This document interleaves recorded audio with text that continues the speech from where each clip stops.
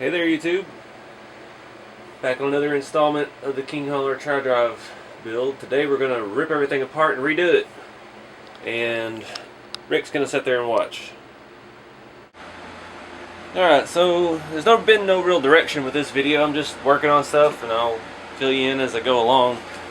I did go ahead and install the 7-to-1 gear reduction unit from HPI and a RC 4-wheel drive 35 turn crawler motor, and that caused all kinds of problems on the front end. So my original thought was to move the motor back further so it cleared both the servos, and that caused all kinds of problems because I want to have the interior, I want to still, I want to make some door panels and have a shifter, and it's not going to be crazy, but that was going to cause me to have to cut almost all the way in between the seats, and it would have been, the transmission would have stuck up all in the way. I would even have had to cut part of the battery tray out to clear the transmission, and didn't want to do all that. So next alternative was to rearrange servos, and show you what I've done here. This is our front bumper mount that we've cut down to tuck the bumper in, and I've mounted our steering servo flat in the front with some aluminum servo mounts. You have the 3 mounting holes. I think it'll be pretty sturdy with the aluminum on there. It's wedged in that angle pretty well, but that'll tuck the steering servo up out of the way nice and tight and give us plenty of room for the gear reduction unit. But that creates a new problem with the shift servo. The shift servo usually sits right here next to the steering servo. So my thought on that, I've got two options here. Bring you around here to the side. What I'm looking at is either I've got the transmission covers outside. I've repainted them red. So this is how this is going to sit. I can either mount it underneath here on this side of the rail, or I can flip this linkage around and put it on the back side. But that presents a whole nother slew of challenges to deal with. So what I'm thinking, I've bid on some micro servos on eBay. I found one that had about, I think it was 81 milligrams of torque. It was a high-tech 81, and they had a metal gear one also, but we'll see if I win any of them. But I'm thinking I can mount it horizontally right here to this rail and then link it right below it, and that'll fit underneath the motor, because that's about how high the motor's going to set up. And I've got all this dead space down here underneath the motor, so I think that'll work. I can get some more aluminum servo mounts. I may have to drill holes to mount it. I've got to wait and see once I get a servo, the micro servo, how big it actually is, what mounts will work with it. But I think that'll take care of my shifting, and that'll keep me from having to move the motor and cut all the interior space out. But what else are we working on? Another thing I'm trying to work on today is the pusher axle. It is plastic and it won't clear the drive line. So I'm looking at cutting this plastic housing here in the center and making some kind of hoop to clear the drive line. I'm still searching around through my boxes of parts and junk, trying to find some plastic that is in a hoop shape that's thick enough to hold this all together. I haven't found anything yet. Still digging around trying to find some ideas. I have started painting the body. Not painting, but I painted the interior the fabric tan color, the textured tan that we did the seats, and masked off the windows so paint won't get in there, and I primered the outside. That's outside drying right now, and then we'll start sanding down the casting, the molding lines. I still don't have a sunroof piece. I really wanted to mold that in, but I can't find one anywhere. So we're either going to try to make one out of styrene, or we're just going to go ahead and finish the body, and then we'll leave it looking like a sunroof and put the lights and stuff on top of it like the kit says to do. Just have to wait and see how long it is before I can come across one. But yeah, that's where we're at. Let's keep on going. Alright, went ahead and just mocked in the motor at the moment. Paint's still a little tacky. Got a few fingerprints on it for the engine housing, but I wanted to show you my new servo setup. It's working alright. It binds a little bit at full left turn. It's about as far as it'll go with the stock linkage. I've got to get another servo horn, a longer aluminum servo horn. That'll move the angle back so that it won't hit the leaf spring, and that should fix all that, and it'll help with the slop because there's a lot of play in that factory Tamiya Servo Saber.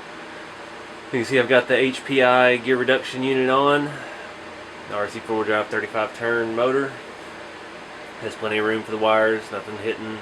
I don't have to worry about cooking my steering servo wires anymore, because they were right up against the factory motor during in the factory setup. And it's pretty sturdy now that I've got the front piece back in. I mean, that has absolutely no play whatsoever, and it still allows me to have my bumper mounted back closer to the body where I wanted it. So, well, happy with that so far. Again, doing the Shift Servo is going to be tricky. I just bid on something on eBay, so it's going to be a little bit before I get that in, so that's going to be a while before it gets here and all that, if I even win it. And I still haven't found anything to narrow the axle with. Not really narrow it, but section it. For the pusher. See, it's just a stock Tamiya plastic trailer axle. It's 2 halves and has shafts that go in it halfway, ball bearings. So I've got to cut it about where that little notch is and figure out some way to make a hoop that's going to be strong and hold it. I've got some aluminum rod, but there's just no way to really bond aluminum to plastic. And there's no real way to screw it down. I did have an idea that maybe I could run it from the bolt holes. Let me zoom in there for you. I can run a piece from here and bend it, and then that way it'll attach to these points. So I'm going to do some more experimenting, see where that ends up. Alright guys, I got a rough thing here finished. I got some aluminum flat bar that I had, and with some shaping from some dies and the bench vise. I've got a pretty good hoop going here. And still not sure exactly yet how I'm going to do all this. The bar I use is a little narrower than the bolt holes, so I can either attach to one bolt hole or half of both. I'm leaning more towards one just for a more solid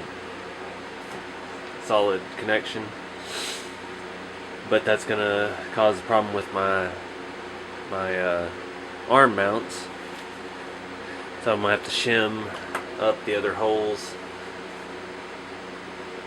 But and plus this is kind of flexible. I mean, I can squeeze it a little bit. I've been shaping it and bending it in the vise for about 30 minutes, trying to get the right shape, the right clearance.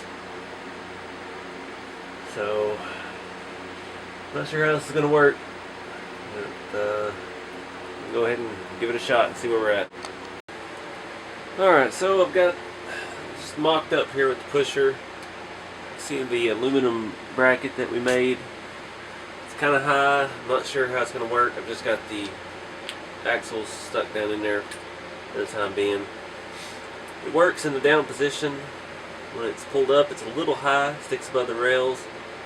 Not sure if that'll fly. I'm gonna have to wait until I get. I did go ahead and order the RC4 Drive T1 disruptor transfer case. It's 2.81 to 1 gear reduction. And once I get that, then I gotta figure out drive lines, figure out where and how long everything's gotta be, and where to go. I still have that carrier bearing somewhere around here. Just saw it a minute ago. So it may either be a 2 or 3 piece drive line from this point. It'd be nice if I could go from there to the gear reduction and then straight back, but that's still pretty long. So I may have to do a 3 piece, which, like I said before, is not uncommon with real trucks.